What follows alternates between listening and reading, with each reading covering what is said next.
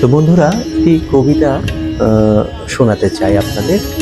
আমার এই বইয়ের যে শিরোনাম নক্ষত্রের আত্মচিৎকার, এই শিরোনামের কবিতাটি আমি পাঠ করছি। নক্ষত্রের আত্মচিৎকার। নিঃশব্দের আড়ালে থাকা শুদ্ধ হাহাকার, খুঁজে বেড়ায় এক একটি রূপকথার গল্প। শত জন্মের সুখ স্মৃতিতে আটকে থাকা, মোহমায়ায় কেটে যায় গোলাকৃতি পৃথিবী। মমতাপহর সময় অনুশোচনায় ভরা অতীত, কিংবা দুর্ভাবনায় ভরা ভবিষ্যৎ।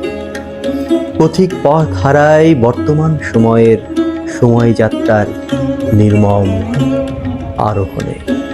শক্তিমান অভিবাদন জানায় তৃষ্ণার্ত প্রাণ প্রদীপের উজ্জ্বল আলো, বেহিসাবি ভণ্ডামির ইশতেহার ভঙ্গিতে।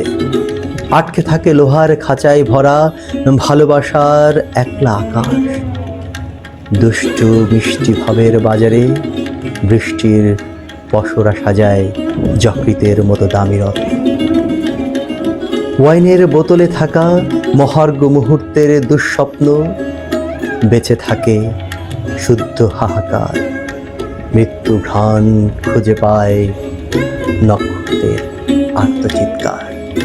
সবাইকে অসংখ্য ধন্যবাদ। সবাই ভালো থাকবেন।